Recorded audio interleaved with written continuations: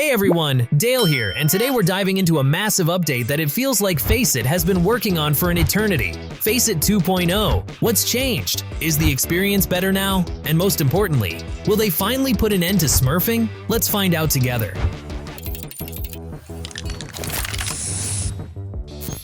See the promo code on the screen? Don't wait for a lucky chance. Luck is already on your side. Enter the promo code on our website and collect top loot from GGDROP. Have fun hunting, bro.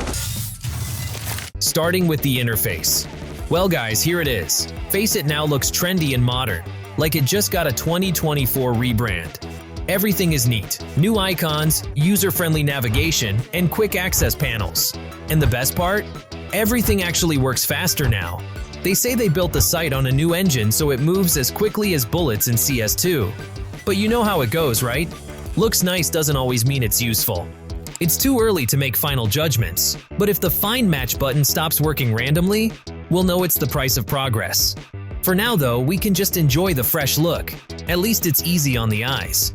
Now to the main topic, Smurfs. Faceit seems to be tired of all the complaints about players coming in with new accounts and wrecking everything. Now the system will track every suspicious movement. If the system suspects you're a smurf, you have 48 hours to verify your main account. Fail to verify? Ban. And if you can't even link your main, it's a permanent ban. Sounds harsh, right? But here's the thing. What about players from internet cafes where everyone uses the same account?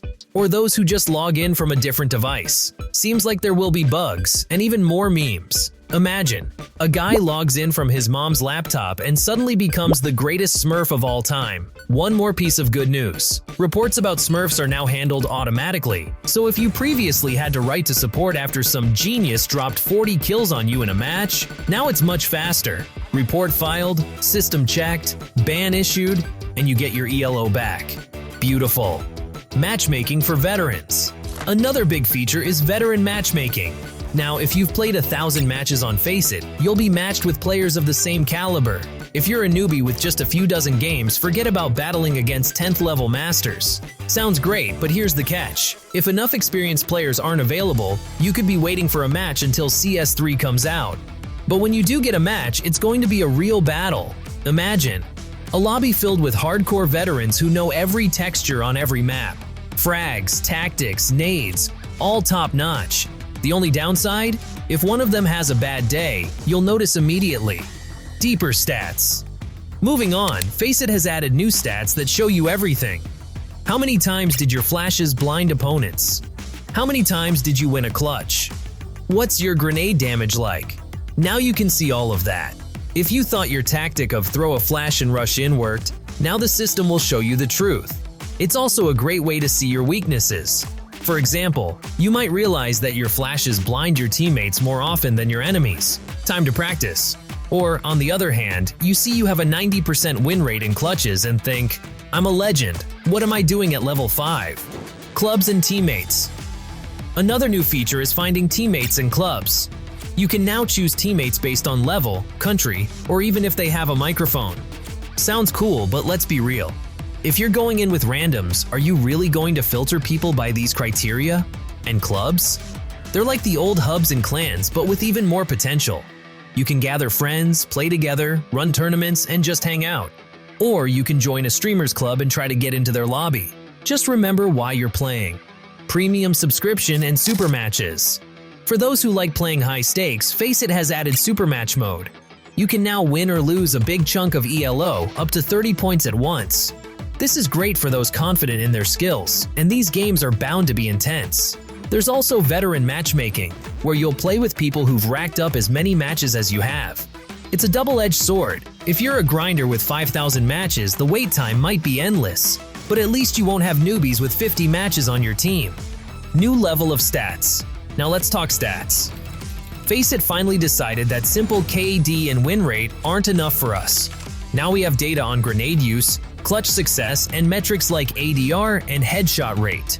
So if you used to just look at how many kills you got, now you can see how effective your flashes were. On the other hand, if you, like me, often throw HE grenades at your teammates' feet, this stat is not your friend. Clubs and lobby chat. We now have clubs. Kind of like old hubs and clans, but with incredible potential. You can gather your friends, subscribers, or even create a club with the weirdest name you can think of. You can also chat directly in the lobby. Faceit decided that Discord and TeamSpeak weren't enough. Let's have conversations here too about why a teammate didn't peek B when they should have. 24/7 anti-smurf system and support. Saving the best for last, Faceit has added 24/7 support for smurfing. This means that when your opponent drops 40 kills at level 5, you don't just file a report. You can actually expect a quick ban.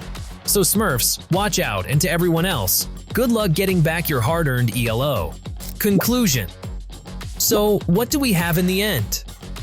New interface, anti-smurf measures, more opportunities for those aiming higher, and tons of stats to help you see how good or not you are. As they say, all changes are for the better, but how well this will all work in practice remains to be seen in the coming months.